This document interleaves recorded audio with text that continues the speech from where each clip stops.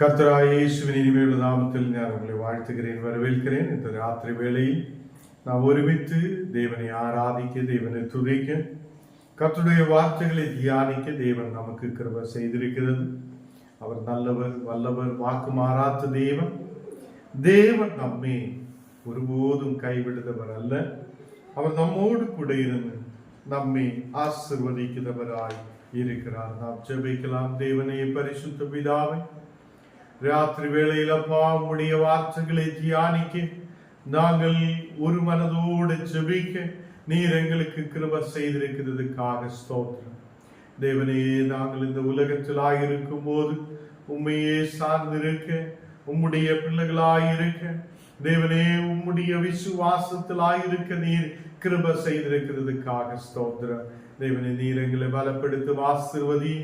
உம்முடைய தெய்வீக சிந்தனையோடு தெய்வீக கிருபைகளை பெற்றுக்கொண்டு இந்த தேசத்தில் ஆயிருக்க நீர் கிருபை செய்ததுக்காக ஸ்தோத்திரம். இன்றைக்கு அப்பா கடந்து வந்திருக்கிற எல்லா மக்களையும் நீர் ஆசீர்வதித்து பலப்படுத்து. எல்லா மக்களையும் நீர் ஆசீர்வதியும் அப்பா. எல்லா பலவீனதைகளை மாற்று, கண்ணீரான சூழ்நிலைகளை மாற்று. தேசத்தில் ஆசீர்வதித்து பலப்படுத்தி வழி நடத்தும். இந்த பிள்ளைகள் செழிப்பான நிலத்தில் நிற்கிற மரமாதிரி வளர்ந்து பெருகி ஆசீர்வதிக்கப்பட, ஒருபோதும் இல உதராது தேசத்தில் ஆசீர்வதிக்கப்பட்டவங்களாய் காணப்பட இந்த மக்களுக்கு நீர் கிருபை செய்யும். இன்றைக்கப்பா பேஸ்புக்கிலூட, யூடியூபிலூட இந்த வார்த்தைகளை தியானிக்கிற ஒவ்வொரு மக்களையும் உம்முடைய கருத்தில் ஒப்பு கொடுக்கிறேன். இந்த மக்களுடைய குடும்பங்களை நீர் ஆசீர்வதித்து பலப்படுத்து. இனி வர வேண்ட மக்களை உம்முடைய கரத்தில் ஒப்பு கொடுக்க, ஏற்ற நேரத்தில் கடந்து வர கிருபை செய். எங்களை முற்றிலும் தாழ்த்துகிறேன், அர்ப்பணிக்கிறேன் இயேசுவின் நாமத்தில் ஜெபங்கள் நல்ல பிதாவே, ஆமென், ஆமென். கர்த்தர் நம்மை ஆசீர்வதித்து வழி நடத்துவார். எபேசியர் 3 அதிகாரம் അതിന്റെ 20 വചനം നാം വാസിக்கலாம். എഫേസ്യർ 3 அதிகாரம் അതിന്റെ 20 வசனம். நாம் வேண்டிக் கொள்ளுகிறதுக்கும் நினைக்கிறதுக்கும் மிகவும் அதிகமாய் நமக்குள்ளே கிரியை செய்கிற வல்லமையின் படியே நமக்கு செய்ய வல்லவராய் இருக்கிறார். அவருக்கு சதா காலங்களிலும் மகிமை உண்டாவதாக. கர்த்தருடைய பிள்ளைகளே, நம்முடைய தேவன் நம்மை சதா காலங்களிலும் ஆசீர்வதிக்கிறவராய் இருக்கிறது. நேற்று தினத்தில் நாம் தியானித்திருக்கிறது, அவருடைய ஆவியினாலே நம்முடைய உள்ளார மனுஷனை வல்லமையால் பலப்படுத்துத ஒரு தேவன். நம்முடைய உள்ளார மனுஷன் பலப்பட வேண்டும் என்று நாம் தியானித்திருக்கிறோம். கர்த்தருடைய பிள்ளைகளே, நாம் ஓரோ நாளும் தேவனே, என்னுடைய இந்த காலை வேளையிலிருந்து நாங்கள் புறப்படுத எல்லா இடத்திலும் ஒரு பாதுகாப்பு வேண்டும் என்று நாம் ஜெபிக்கிறோம். என்னையும் என்னுடைய குடும்பத்தையும் பாதுகாக்குங்க, விடுதலோடு வழி நடத்துங்க என்று நாம் ஜெபிக்கிறது. நாம் வேண்டிக் கொள்ளுவதிலும் நினைக்கிறதிலும் அதிகமாய் நமக்குள்ளே கிரியை செய்கிறார் வல்லமை இருக்கிறார் என்று நாம் விசுவசிக்கட்டும். அந்த தேவன் வல்லமையின் படியே நமக்கு அதை செய்ய வல்லமை உள்ளவராய் இருக்கிறார் என்றும் அவர் வல்லவராய் இருக்கிறார் என்றும் நாம் விசுவசிக்கிறது. ஹல்லேலூயா. கர்த்தருடைய பிள்ளைகளே, இந்த ராத்திரி வேளையில் நாம் வேண்டிக் கொள்ளுதலும் நினைக்கிறதிலும் அதிகமாய் செய்து முடிக்கிற தேவன் நமக்கு இருக்கிறது. அவர் என்னையும் உங்களையும் பாதுகாக்குதவர், என்னையும் உங்களையும் இந்த தேசத்தில் ஆசீர்வதிக்கிறவராய் அவர் நம்மோடு கூட இருக்கிறது. நாம் அந்த தேவனை சார்ந்திருக்கிற பிள்ளைகளாய் இருக்கிறோம். அந்த வல்லமை நாம் பெற்றுக்கொள்ளணும். சில நேரத்தில் நாம் இந்த தேசத்தில் இயேசுவை ஏற்றுக்கொண்டிருக்கிறார், விசுவசித்திருக்கிறார், அவரை ருசித்து பார்த்திருக்கிறது. நேற்று தினத்தில் நாம் தியானித்தது போல அவருடைய வல்லமை நமக்கு தேவையாய் இருக்கிறது. கர்த்தருடைய வல்லமை நமக்குள்ள இறங்கி வருகிறது. தேவன் நம்மை தொடுவதும் நமக்கு தெரியப்படும். தேவன் என்னை தொட்டிருக்கிறார் என்றும் தேவன் என்னை பலப்படுத்துகிறார் என்றும் நமக்கு தெரியும். ஒரு நெருப்பு நல்ல தீ போட்டு நல்ல பெரிய தீயாய் இருக்கும் போது அந்த நெருப்பு பக்கத்தில் நாம் கடந்து செல்லும் போது நமக்கு ரொம்ப அது சூடாய் இருக்கும். நமக்கு தெரியும் அது ரொம்ப நெருப்பு பயங்கர சூடாய் இருக்கிறது என்று. இதே மாதிரி நாம் கர்த்தருடைய பக்கத்திலேக்கு கடந்து செல்ல பக்கத்திலேக்கு போகும்போது நமக்கு உணர்வு உண்டாகணும். தேவன் என்னை தொடுகிறார், தேவன் என்னை ஆசீர்வதிக்கிறார், தெய்வீக வல்லமை என் மேல் ஊற்றப்படுகிறார் என்று நமக்கு தெரியணும். இன்னையிலிருந்து அதுக்காக நாம் ஜெபிக்கணும். தேவனே, உம்முடைய வல்லமை என் மேல் ஊற்றப்படும் போது, உம்முடைய அபிஷேகம் என் மேல் ஊற்றப்படும் போது அது எனக்கும் தெரிய நீ கிருபை செய்யும் என்று ஜெபிக்கட்டும். கர்த்தருடைய பிள்ளைகளே, நாம் வேண்டிக் கொள்ளுத விஷயங்கள் நாம் நினைக்கிறதிலும் அதிகமாய் நமக்குள்ளே கிரியை செய்ய வல்லமையின் படியே நமக்குள்ளே இருக்குதா அந்த வல்லமையின் படியே நமக்கு செய்ய அவர் வல்லமை உள்ளவராய் இருக்கிறது. அவர் சதா காலங்களிலும் அவருக்கு மகிமை உண்டாவதாக. அதை எபேசியர் 6ஆம் அதிகாரம் അതിന്റെ 10ാമത്തെ വസനത്തിൽ നാം വാസിക്കും പോது எபேசியர் 6 അതിന്റെ 10ാമത്തെ വസനം, கடைசியாக என் சகோதரரே, கர்த்தரிலும் அவருடைய சத்துவத்தின் வல்லமையிலும் பலப்படுங்கள். நாம் அவருடைய வல்லமையில் பலப்பட வேண்டும் என்று தேவன் சொல்லுகிறார். நாம் எல்லா நாளும் ஞானம் நீங்களும் ஜெபிக்கிறா. காலையில் எழும்புகிறா, தேவனே ஸ்தோத்திரப்பா, என்னை ஆசீர்வதிங்க, பலப்படுத்துங்க அப்படியே சொல்லி நாம் ஜெபிக்கிறான். நம்முடைய வாழ்க்கை முன்னாடி போகுது. இந்த நாடுகளில் நமக்கு கொஞ்சம் கூட ஒரு படி மேல ஏறி அவருடைய வல்லமையை பெற்றுக்கொள்ளுத மக்களாயிருக்க, அவர் நம்மை தொடுவதை உணர்ந்த மக்களாயிருக்க, இயேசு என்னோடு கூட இருக்கிறார் என்று தெரிந்த மக்களாயிருக்க நாம் ஜெபித்து ஆயத்தப்பட்டு அவருடைய வல்லமையால் பலப்படுத மக்களாய் காணப்படட்டும். தேவ பிள்ளைகளே, இங்கே சொல்லுகிறார், என் சகோதரரே, கர்த்தரிலும் அவருடைய சத்துவத்தின் வல்லமையிலும் பலப்படுங்கள். இன்றைக்கு நாம் எதில் பலப்படணும்? நாம் பலப்பட வேண்டது கர்த்தரிலும் அவருடைய சத்துவத்தின் வல்லமையிலும் நாம் பலப்படணும். கர்த்தர் என்னோடு கூட இருக்கிறார் என்று நேற்று தினத்தில் நாம் தியானித்திருக்கிறது. கிறிஸ்து உங்கள் இருதயங்களில் வாசமாய் இருக்கிறார் என்று நேற்று தினத்தில் நாம் வாசிச்சு கேட்டிருக்கிறது.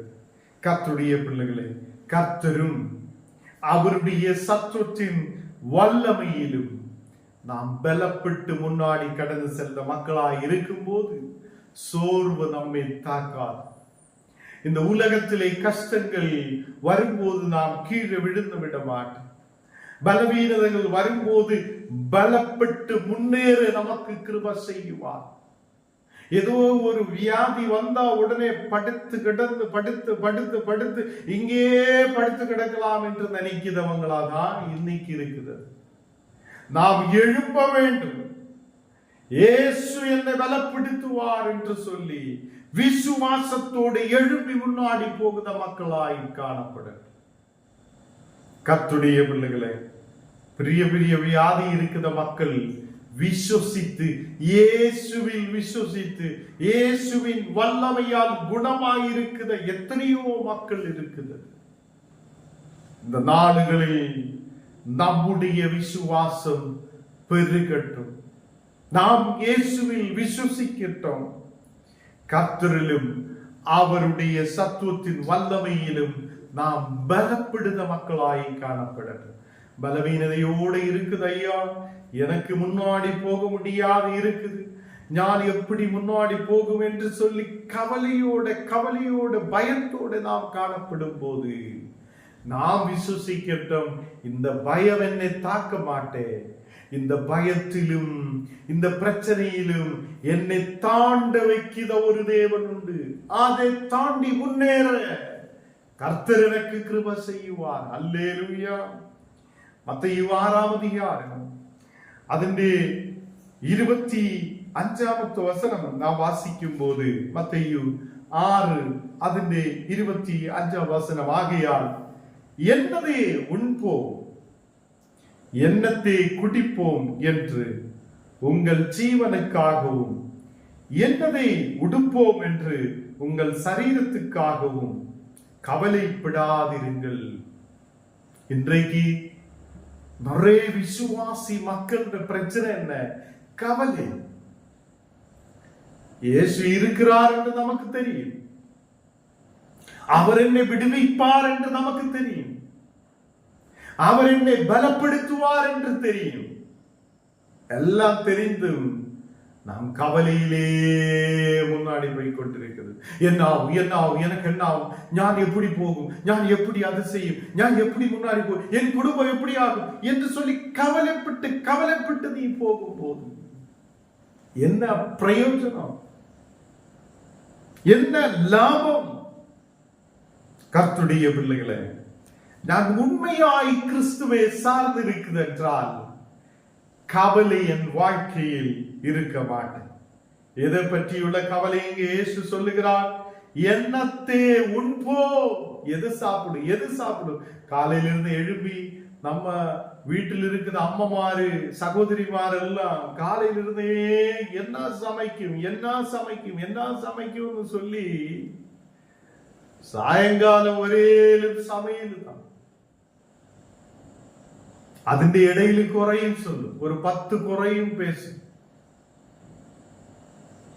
நான் மட்டும்தான் இங்க வேலை செய்கிறார், நான் மட்டும்தான் இப்படி இருக்கிறார் என்றெல்லாம் சொல்லி உள்ளத்தில் கவலைப்பட்டு நீ வேலை செய்துட்டு என்ன பிரயோஜனம்? கர்த்தருடைய பிள்ளைகளே, என்னத்தை சாப்பிடும், என்ன உண்போம், என்னத்தை குடிப்போம் என்று உங்கள் ஜீவனுக்காக நீ கவலைப்படாதிருக்கட்டும். எனக்கு ஒரு வேலை இல்லையே, நான் வேலை செய்தாதான் முன்னாடி போகுவேன் என்று நான் சொல்லி கவலையோடு இருக்குது அநேக மக்கள். வேலை செய்து பணம் கொண்டு வந்து சேர்த்து வச்சா கூட அதை எடுத்து பயன்படுத்தி கஷ்டத்தோடு இருக்குது அநேக மக்கள் உண்டு. இந்த உலகத்தில் மனிதன் கவலையோடு முன்னாடி போகுது. கர்த்தர் நல்லதை செய்தாலும் நாம் அவரை நினைக்கிறதுக்கு பதிலா நாம் கவலையோட வாழ்க்கையை முன்னாடி கொண்டு போகுது. சந்தோஷமும் மகிழ்ச்சியும் நம் குடும்பத்தில் இல்லாத போகுது. ஒரு மகன் இப்படி சொல்லி இருக்கிறது, என்னுடைய மனைவி 60,000 ரூபாய் சம்பாதிக்கிறார், ഞാനും ഒരു 70,000 രൂപ 75,000 രൂപ സമ്പാദിക്കും. മാസക്കടസിയിൽ ഒരു തക്കാളി വാങ്ങ, ഒരു വെങ്കായം വാങ്ങ പണം இல்லையே சார் என்று சொல்லுங்க. எவ்வளவு சம்பாதிக்கிறார்? கடைசியில் என்ன சொல்லுகிறார்? கவலையோடு இருக்கிறார். இவ்வளோ சம்பாதித்தும் மனிதன் திருப்தி அடைகிறது இல்லை, திருப்தியோட வாழ தெரியாதவங்களாய் காணப்படுகிறார். இன்றைக்கு ஒரு பிளாஸ்டிக் கவர் போட்டு ஒரு சின்ன வீடு கட்டி, பிளாஸ்டிக்கிலே வீடு கட்டி தங்குதவனும் சந்தோஷத்தோடு சோத்திர ஆண்டவரே நீ இது கொடுத்ததுக்கு நன்றி, இன்னைக்கு கிடைத்த ஆகாரத்தின் நன்றி என்று சொல்லி இருக்குது எத்தனையோ மக்கள் இருக்கிறார். சென்னையில் எல்லாம் நான் போகும்போது அநேக குடிசைகளில் எல்லாம் கடந்து செல்லும். அவங்கள வீட்டுக்குள்ள போனோம்னா குனிஞ்சு அப்படியே உள்ள போனோம். பனை ஓலை வச்சுதான் வீடு வைத்திருக்கும், பனை ஓலையில் அப்படியே சின்ன குடிசைகள் வச்சிருக்கும். அந்த வீட்டுக்குள்ள எல்லாம் போனா எவ்வளவு சந்தோஷம், எவ்வளவு மகிழ்ச்சி, அந்த மக்கள் எவ்வளவு ஸ்தோத்திரத்தோட ஜபத்தோட கர்த்தரை துதித்து ஆராதித்து காணப்படுகிறார். அவங்களுக்கு கவலை இல்லை, அவங்க தேவன் எனக்கு உதவி செய்திருக்கிறார் என்று சொல்லும். அந்த நம்ம பார்க்கும் போது அவங்க குடிசையில் தானே இருக்குது. அவங்க பலவீனத்தோடு தானே இருக்குது. இவ்வளவு பிரச்சனையில் இருக்குதவங்களும் சந்தோஷத்தோடு இருக்குது என்றால் அவங்க திருப்தியோடு வாழ்கிறார். கர்த்தர் எங்களுக்கு தேவையானதை சந்தித்திருக்கிறார் என்று சொல்லுகிறார். நமக்கு எவ்வளவு கொடுத்தாலும் நாம் திருப்தி அடையதவர்களாய் இல்லை. என்ன உண்போம், என்ன சாப்பிடும், என்ன குடிக்கும், என்ன குடிப்போம் என்று சொல்லி கவலையோடு நம்முடைய ஜீவனத்துக்காக நாம் கவலைப்பட்டு கொண்டே இருக்குது. சில பேர் இப்போ சாப்பாடுக்கு பதிலாக இவ்வளவு பெட்டி கணக்கு பெரிய பெரிய பாக்ஸ் வாங்கி டேப்லெட் வாங்கி சாப்பிட்டுட்டே இருக்கு. ஏன்னா அவங்க வாழ்க்கை முழுவதும் அதில் தான் நம்பிக்கை. இதை ஸ்டாப் பண்ணலாம், கர்த்தர் விடுதலை கொடுப்பார், தேவன் என்னை நடத்துவார், தேவன் எனக்கு விடுதலை தருவார் என்று நம்புவதற்கான மனதே அவங்களுக்கு இல்லாமல் போகும். சில நேரத்தில் வியாதி இருக்கும் போது டேப்லெட் எடுக்கலாம், வியாதி முடிந்ததுக்கு அப்புறம் கண்டினியூஸா போயிட்டு இருக்கிறார். எத்தனையோ பேர் அப்படி இருக்கிறது. ஏனென்றால் நம்பிக்கை முழுவதும் அந்த சின்ன டேப்லெட் மேல. நம்முடைய நம்பிக்கை தேவன் மேல் இருக்குதா இல்லையா என்று இந்த ராத்திரி வேளையில் நாம் கவனிக்கட்டும். கர்த்தருடைய பிள்ளைகளே, நமக்கு தேவன் கொடுத்தது நல்லதுதான் என்று நினைக்கட்டும். தேவன் கொடுத்த ஆசீர்வாதம், ஆண்டவரே நீர் கொடுத்ததுக்கு நன்றி அப்பா என்று சொல்லி நன்றியோடு நாம் முன்னாடி போகிற மக்களாய் இருக்கும் போது கவலை நம் வாழ்க்கையில் வராது. இரண்டாவது விஷயம், பக்கத்தில் வீட்டுக்கார் பெரிய நிலையில் அது வாங்குகிறார் இது வாங்குகிறார், அவங்க அப்படி போகிறார் என்று சொல்லி நாமும் அப்படியே வாங்கி அது இது என்று சொல்லி சாப்பிட்டு அங்க இங்க சுற்றி அலைஞ்சு நடந்தால் நாமும் கீழே விழுந்து விடும், திருப்பியும் கவலையிலே போய்விடும். நாம் மனிதரை பார்த்து வாழ்ந்தவங்கள் அல்ல. நம்முடைய தேவை நமக்கு தெரியும், நம்மை தேவன் நடத்துகிறார் என்று நமக்கு தெரியும். அந்த தேவன் கொடுக்கிறதை வைத்து திருப்தியோடு முன்னாடி போக, சந்தோஷத்தோடு மகிழ்ச்சியோடு முன்னாடி போக நாம் கற்றுக்கொள்ளட்டும். இந்த ராத்திரி வேளையில் தேவன் நம்மோடு பேசுறது கவலை நம் வாழ்க்கையிலிருந்து மாற்றி விடட்டும். எத்தனை பேர் விரும்புகிறார் என் குடும்பத்தில் இருந்து கவலைகள் மாறப்படும்? எத்தனை பேர் விரும்புகிறார் என்னுடைய குடும்பம் கவலை இல்லாத, டென்ஷன் இல்லாத, பலவீனம் இல்லாத, நாம் கர்த்தரிலும் அவருடைய வல்லமையிலும் பலப்படுத மக்கள் என்றால் இந்த உலகத்தில் என்ன சாப்பிடு, என்ன குடிக்கு, என்ன உடுக்கு என்று சொல்லி நீ கவலைப்படாதே. இங்க வசனத்தில் சொல்லுகிறார், எண்ணத்தை உடுப்போம் என்று உங்கள் சரீரத்துக்காகவும் கவலைப்படாதீங்க. ஏனென்றால் அங்கு தேவன் சொல்லுகிறது, கவலைப்படாதீங்கள் என்று உங்களுக்கு சொல்லுகிறேன். ஆகாரத்தை பார்க்கிலும் ஜீவன், அந்த ஆகாரம் சாப்பாடை பார்க்கிலும் ஜீவன் தான் முக்கியம். எத்தனை பேருக்கு புரிகிறார்? உன்னுடைய ஜீவன் தான் முக்கியம். சாப்பாடு இன்னைக்கு கிடைச்சிடலாம், நாளைக்காவது சாப்பிடலாம், பிரச்சனை இல்லை. ஜீவன் உனக்கு முக்கியமாக இருக்கிறது, அது நீ உணரட்டும். அல்லேலூயா. இந்த ராத்திரி வேளையில் நாம் உணரணும், ஜீவன் தான் முக்கியம். அந்த ஜீவன் நம்முடைய சரீரத்தில் நிற்கணும் என்றால் நல்ல உணவுகள் சாப்பிடணும். அதாவது அதுக்காக ஒரு கொஞ்சம் சாப்பிட வேண்டிய இடத்தில் ஒரு 2 பிளேட் வாரி சாப்பிட்டு நாளைக்கு வியாதியோட நீ சத்து போனோம் என்று அல்ல தேவன் விரும்புவது. உனக்கு தேவையானதை கொடுக்க தேவன் உண்மையுள்ளவர் என்று சொல்லி வருகிறார். அதே நேரத்தில் இந்த நாளுகளில் ஆகாரத்தை பார்க்கிலும் ஜீவன் தான் பெரியது என்று நீ நினைத்துக் கொள்ளட்டும். இன்றைக்கு நாம் திருப்பி தான் யோசிக்கிறார், ஆகாரம் தான் எனக்கு முக்கியம் என்று நினைக்கிறார். நிறைய ஆலயங்களிலும் இன்னைக்கு ஆராதனை குறைந்து வருகிறது. எதுக்கு தெரியுமா? இந்த பாஸ்டர்மார் எல்லாம் என்ன பண்ணுகிறது, ஆராதனைக்கு வருத எல்லா மக்களுக்கும் சாப்பாடு கொடுக்கும். ஆராதனை இருக்குதுன்னா சாப்பாடு, ஆராதனை இருக்குதுன்னா சாப்பாடு. இப்படி சாப்பாடு கொடுத்து கொடுத்து பாஸ்டர் அப்படியே கடைக்காரனாய் மாற்றப்பட்டு கடைசியில் சாப்பாடு இல்லாத இருக்கும்போது மக்களும் வர மாட்டாங்க. அப்போ இன்னைக்கு எல்லா இடத்திலும் மக்கள் ஆவிக்குரிய வசனங்களை கேட்கறதுக்கு பதிலா சபைகளிலும் இது நுழைஞ்சிச்சு. அதே நேரத்தில் சில நல்ல சபைகளில் எல்லாம் அவங்க ஆராதனைக்கு தான் முக்கியத்துவம் கொடுக்கிறார். ஆராதனைக்கு முக்கியத்துவம் கொடுக்கிற இடங்களில், தேவனை துதிக்கிற முக்கியத்துவம் கொடுக்கிற இடங்களில் நாம் கடந்து செல்லுத பிள்ளைகளாய் காணப்படும். கர்த்தருடைய பிள்ளைகளே, நமக்கு ஜீவன் ஆகாரத்தை பார்க்கிலும் ஜீவன் தான் முக்கியம் என்று நாம் தெரியட்டும். உடைய பார்க்கிலும், நாம் போட்டிருக்கிற இந்த உடைகளை பார்க்கிலும் சரீரம் விசேஷித்தவர்கள் அல்லவா என்று இயேசு கேட்கிறார். இன்றைக்கு உடைகள் தான் முக்கியத்துவம் கொடுக்கும் போது உன்னுடைய சரீரத்துக்கும் நீ முக்கியத்துவம் கொடுக்க வேண்டும். உடைக்கு கொடுக்கிற முக்கியத்துவம், இந்த ஆடைகள் உடைக்கு கொடுக்கிற முக்கியத்துவம் நாம் இன்னைக்கு சரீரத்துக்கு கொடுக்கிறது இல்லை.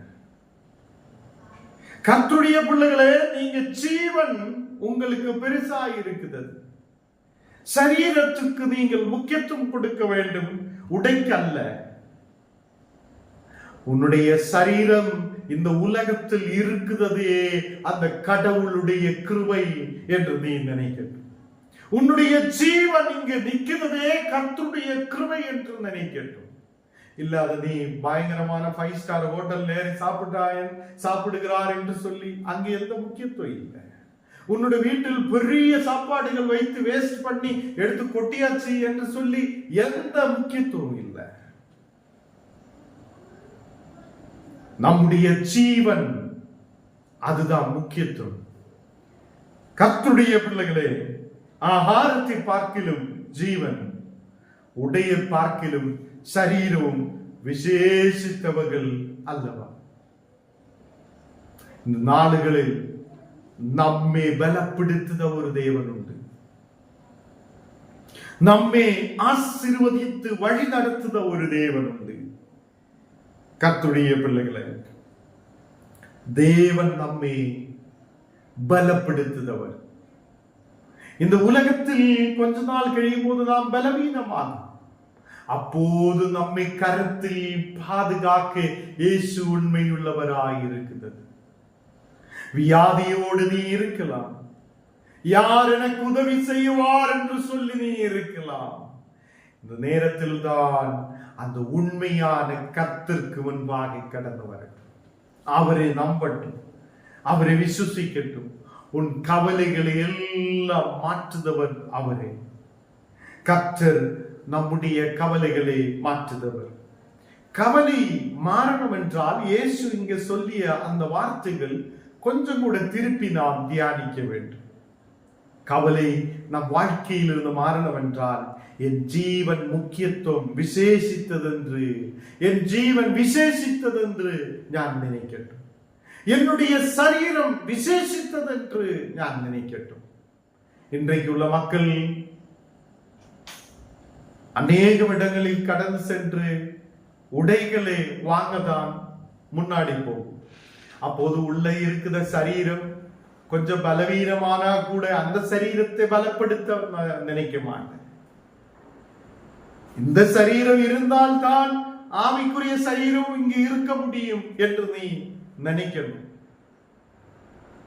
இந்த சரீரத்தில் நாம் இருக்கும் போது எழும்ப முடியாத பலவீனத்தையோட படுத்து கிடந்து எது செய்ய முடியும்? நமக்கு நடக்க முடியாத சூழ்நிலைகள் இருந்தால், இந்த உலகத்தில் எது வேலை செய்ய முடியாத சூழ்நிலை இருந்தால் நமக்கு எப்படி போக முடியும்? நாம் வந்து நினைத்து பார்க்கட்டும். இது கர்த்தருடைய கிருபை அல்லவா? தேவன் இந்த சரீரத்தை பாதுகாக்குதே, ஜீவனை பாதுகாக்குதே ஒரு விசேஷமான காரியமாய் நாம் நினைக்கணும். இல்லாத என்ன சாப்பிடு, என்ன உடுப்பு, என்ன சாப்பிடுவேன், எப்படி போகும், எப்படி உடுக்கும், ஐயோ எனக்கு எல்லாம் கவலை என்று சொல்லி இருக்கிற மக்கள் இன்றைக்கு அந்த கவலைகளை முற்றிலும் விட்டு மாற்று. ஹல்லேலூயா.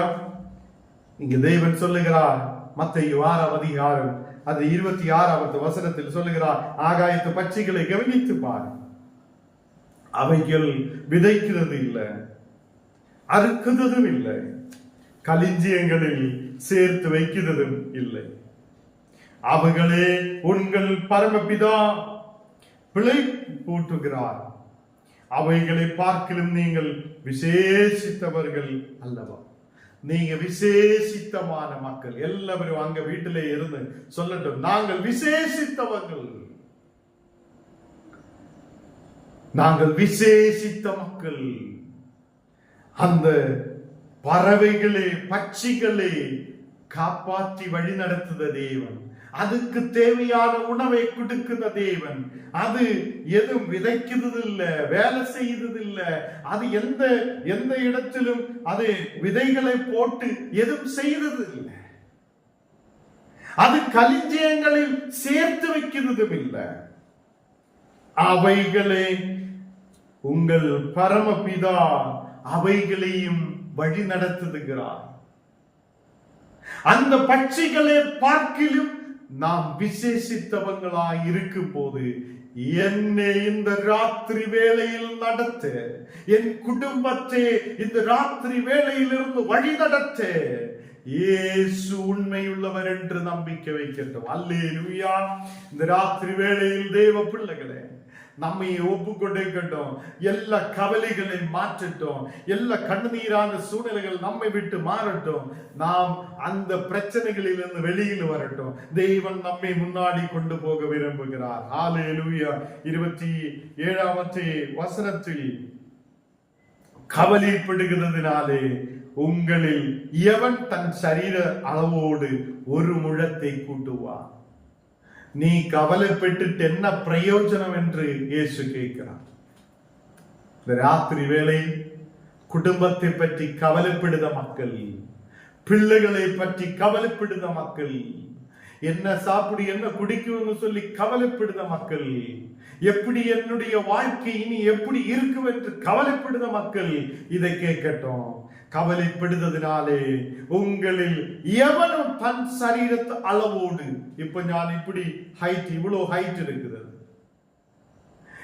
நான் கவலைப்பட்டு இதிலிருந்து எவ்வளோ கொஞ்சம் கூட ஒரு முழம் கூட்ட முடியுமா? கவலைப்பட்டு எந்த பிரயோஜனம் இல்லை. ராத்திரி வேளையில் நம்முடைய சரீரத்தில் ஒரு முழத்தை கூட்ட நமக்கு முடியாது. அப்படி இருக்குது. நாம் எதுக்காக கவலைப்படும்? கர்த்தருடைய பிள்ளைகளை நாம் கண்ணுகளை மூடலாம், செபிக்கலாம்.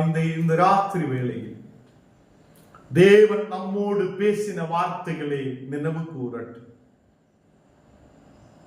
நமக்கு கையும் காலும், நமக்கு தேவையான மக்களும், நமக்கு தேவையான இந்த உலகத்தில் இருக்க வேண்டிய எல்லா பொருள்களும் தேவன் தந்திருக்கும் போது நாம் கவலையில் அல்லவா முன்னாடி போய்கொண்டிருக்கிறது. அநேக நாளுகள் நம்முடைய வாழ்க்கை முழுவதும் கவலையோடு வாழ்ந்து கொண்டிருக்கிற வாழ்க்கை. இது போதும்.